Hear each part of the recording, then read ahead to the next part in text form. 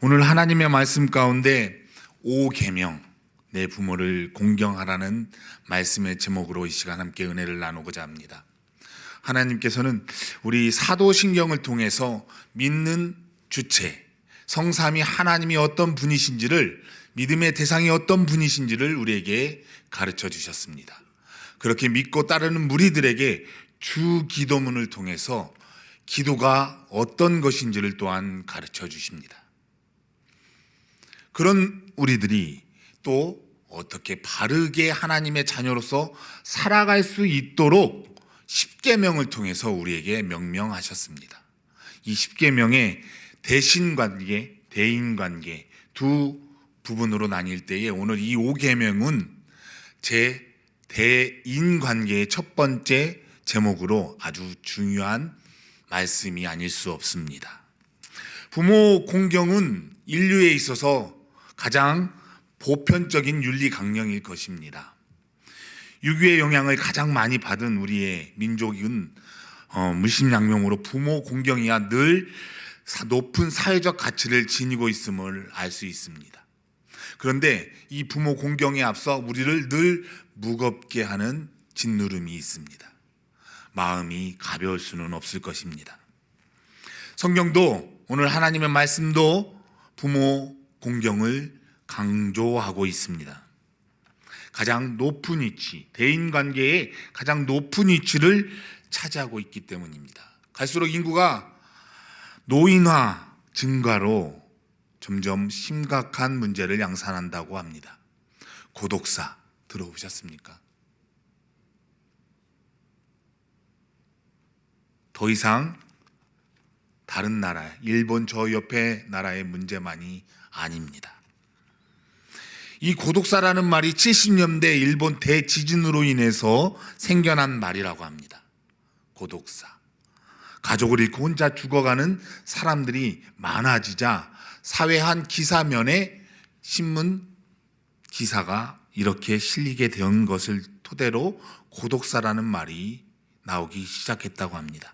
함께해서 개인으로 홀로 사는 젊은이 또한 오늘날 많아지고 있으니 정말로 어렵고 중요한 문제로 진행되고 있음을 우리가 바라보게 됩니다. 청년 고독사 들어보셨습니까? 결혼하지 않고 홀로 생계에 생활 전선에 전전긍긍하다 막다른 길에 몰려 알지도 못한 채 고독사. 이 고독사의 현장은 통계적으로도 아직 조사가 안 되었다고 합니다. 갈수록 더 심화될 것입니다.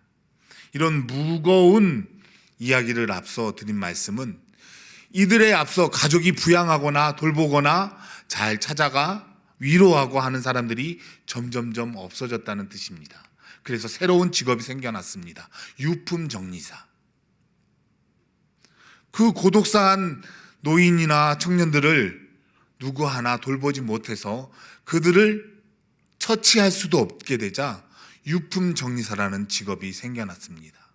홀로 했던 그들, 사람도 가족도 아닌 그들의 흔적을 찾아 마지막을 정리해 주는 사람입니다. 우리는 부모 공경, 이 공경이라는 말을 생각해 보아야 합니다. 매우 포괄적입니다. 종교개혁사들은 일찍이 이 단어를 가리켜 마음의 존경, 언사의 예의, 행위의 섬김과 부양을 총괄하는 단어로 지칭하였고 또 우리가 다 아는 깔벤도 존경, 복종, 감사 모든 봉사를 포함하는 것으로 가르쳐 왔습니다. 분명 우리는 다 알고 있습니다. 부모는 하나님의 섭리로 우리에게 주신 분들입니다. 자녀도 하나님의 섭리 가운데 우리에게 보내어준 하나님의 자녀입니다. 그렇기에 우리는 최선을 다해 하나님의 섭리 안에 살아가는 믿음의 자녀들은 부모를 공양해야 합니다. 최선을 다해 부모의 말씀에 순종하며 섬겨야 하는 자들로 살아야 합니다. 오늘날 현금이면 되지 않나. 좋은 선물로 대체하기도 하고 약값에 병원비에 들어갈 것 참 많으니 내 삶의 자리에서 최선을 다해서 벌어 부모를 공양하면 되지 않나.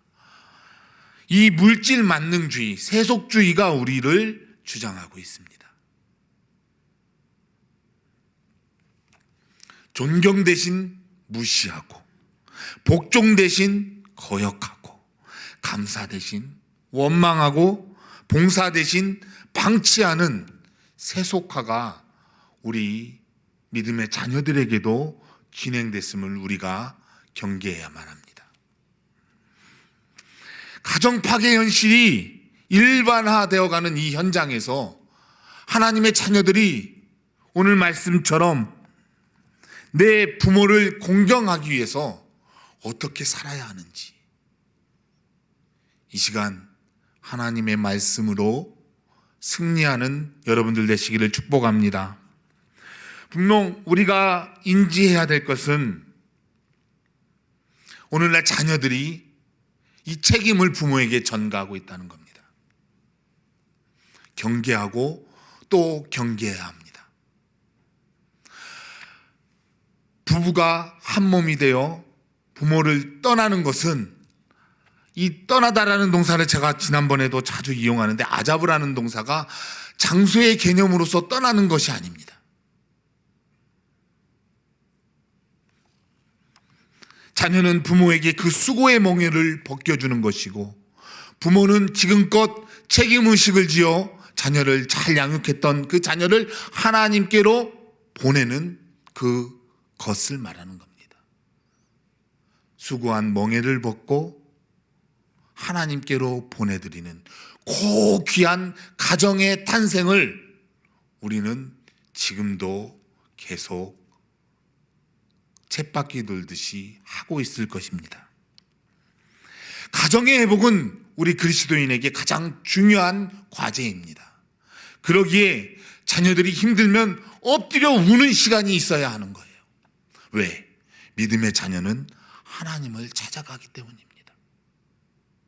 고달픔, 힘들고 어려움, 자녀를 키우면서 흘리는 그 눈물 속에 부모의 사랑을 발견하고 하나님의 그 은혜의 역사를 되짚어가는 지혜가 있기 때문입니다. 그런데 오늘날 우리는 너무도 쉽게 그 지혜를 사려하고 버리고 있습니다. 우리 주의 자녀들이 지혜로운 자녀들이 될 수 있도록 우리 부모는 자녀들을 끊임없이 하나님의 말씀으로 서게 해야 할 줄로 믿습니다. 교육부서가 하는 일이 그런 거예요. 하나님의 말씀으로 다스림 받을 수 있도록 가장 어린 아이 시절부터 지속적으로 말씀으로 양육하는 것입니다.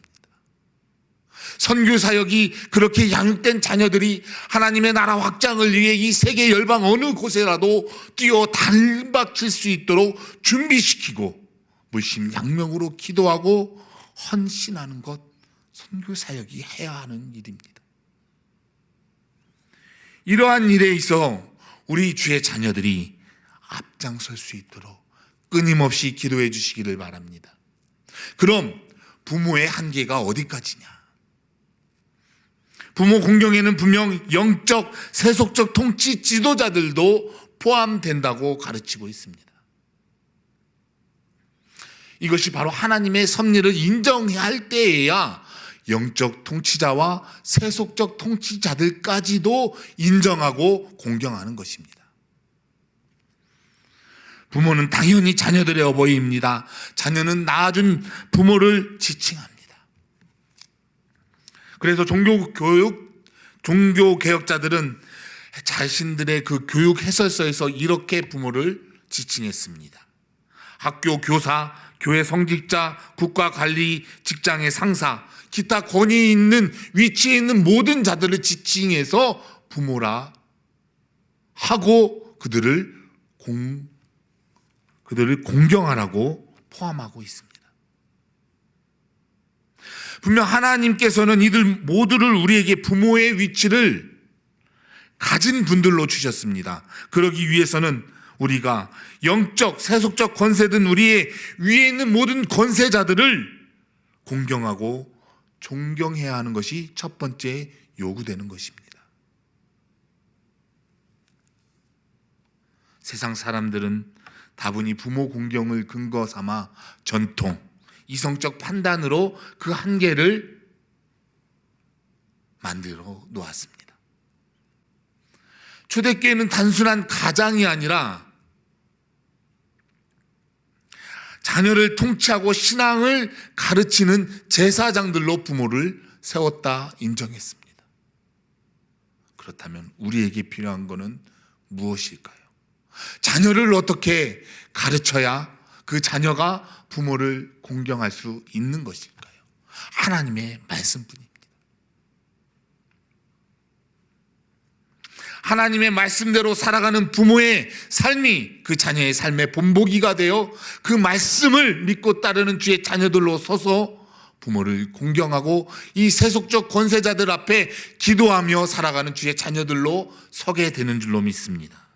부모 공경의 근거는 단순히 사람의 가르침이 아닙니다. 성경 말씀이 곧 하나님의 뜻이기에 하나님의 말씀 그 자체에 있다고 생각해야 합니다. 이것이 하나님께서 우리에게 원하시는 하나님의 뜻입니다. 하나님께서는 세상의 질서를 확립하고 잘 통치하기 위해 바로 부모에게 공경받을 권리를 주셨습니다. 이 질서에 순응하는 것이 주의 자녀들의 삶이 되어야만 합니다. 부모 공경을 해도 좋고 안 해도 좋은 그런 선택사항이 아니라는 것입니다. 반드시 주의 자녀라면 수행해야 하는 일입니다. 부모가 자녀들에게 올바로 부모의 역량을 감당하지 못한다고 해서 자녀들이 부모를 내방차거나 밀어낼 수 있다? 이것도 아니 됩니다. 하나님의 말씀이 선행되었기에 그 부모의 역량을 감당치 못한다 하여도 그 자녀는 부모를 하나님의 말씀으로 여기고 섬겨야 하는 것, 부양의 의무를 지어야 하는 것이 자녀됨의 올바른 길입니다. 그러나 자녀가 하나님의 뜻에 배치되는 부모의 행실을 보았을 때에는 당연히 부모 편에 서는 것이 아니라 하나님의 편에 서야 되는 것이 또한 예외의 규정입니다. 이 질서 앞에 순응하며 살아가는 것이 부모 공경의 첫째 되는 길입니다. 부모를 공경하며 살아가시기를 주님의 이름으로 축복합니다. 부모 공경에는 분명 오늘 말씀처럼 하나님의 축복이 약속되어 있습니다.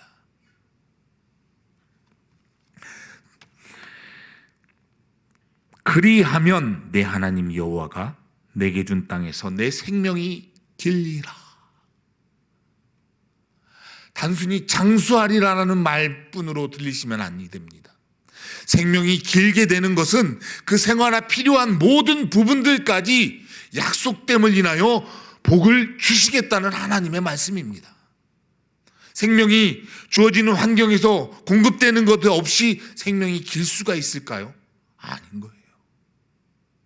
그 조건되는 준비되는 모든 것을 하나님께서 약속되어 복이 되게 주시겠다는 말씀이 있습니다.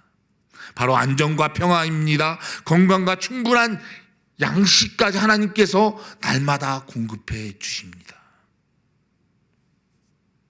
혹 행여 세상을 부모를 공경하다 일찍 떠난 뒤에 자녀들이 있다면 우리는 어떻게 보아야 할까요?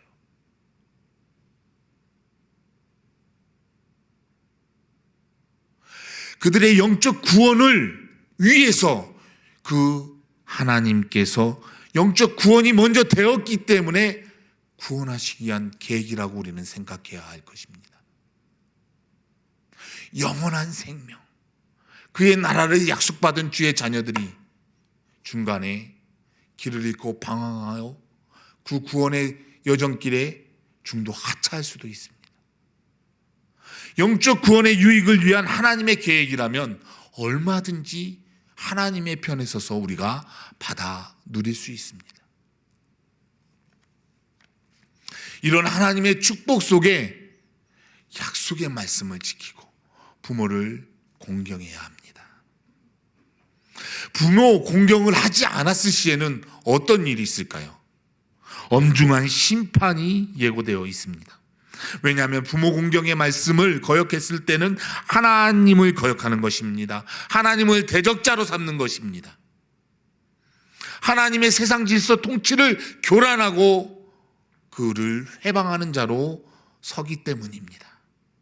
그런 자들에게 벌을 내리시는 것은 하나님의 약속의 말씀입니다. 신명기 17장 16절에서 그 부모를 경홀히 여기는 자는 저주를 받을 것이요, 자기 아비나 어미를 치는 자는 반드시 죽일지니라.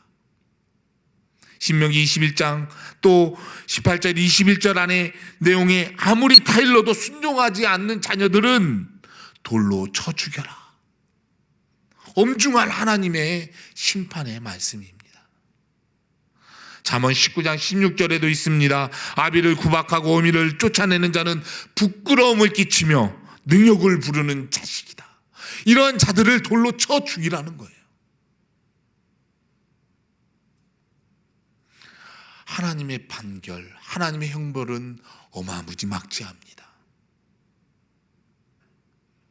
그러나 돌이켜보면 하나님의 복을 받기 위한, 하나님의 자녀들에게 주시기 위한 아주 귀한 약속의 말씀임을 우리가 알 수 있습니다. 그러기에 자녀들에게 잘 가르쳐 줘야 해요. 공부하는 법만 가르쳐서는 절대 안 됩니다. 하나님의 약속의 말씀을 지키며 살아갈 수 있도록 끝까지 주님의 몸된 교회 안에 머물며 승리할 수 있도록 가르쳐 주어야만 합니다. 그래서 가정에서 예배드리고 하나님의 말씀으로 무장시키기 위해 자기 스스로의 삶을 늘 거룩하고 성결하고 순결하게 지키며 살아가야 할 것입니다. 왜? 아이들은 지켜보고 있으니까요. 아이들은 그리고 생각하니까요. 그 사고가 그러면서 자라기 때문입니다. 리모컨으로 TV를 조종하는 분, 이제는 하나님의 말씀으로 주의 자녀들을 조종하시기를 바랍니다.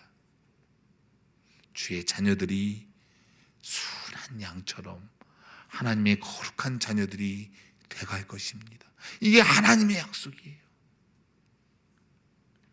부모로서 대접받기 위해서가 아니라 자녀들의 하나님의 축복을 받을 수 있는 인생들로 서기 위해 끊임없이 부모됨을 인하여 내가 공경받기 위한 과정이 아니라 하나님의 축복의 자녀들로 살 수 있도록 자녀들을 잘 가르쳐 주시고 끝까지 견디어 삶을 살아갈 수 있도록 지도해 주시기를 바랍니다. 분명 부모 공경에는 한계가 있습니다. 우리가 이 땅에 살면서 여러 가지 악조건을 만나면 그 한계에 부딪히게 됩니다. 그리고 하나님께 순종하느냐, 사람에게 순종하느냐. 그럴 때 사도행전 5장 29절 말씀에 사람에게 순종하는 것보다 하나님께 순종하는 것이 낫다고 결론을 맺고 있습니다. 자녀들을 나약하게 만들고 계시지는 않습니까? 자녀들을 길 잃게 만들고 계시지는 않습니까? 자녀들을 엎드려 하나님께 매달릴 수 없게 만들고 계시지는 않습니까? 그 자녀들의 눈물을, 자녀들의 텅 빈 그 가슴을, 자녀들의 허덕임을 하나님의 말씀으로 잘 양육하여서 보다 더 하나님의 자녀로서 바로 서게 하는 우리 진주문의 공동체 속에 아름다움이 있게 되시기를 주님의 이름으로 축복합니다.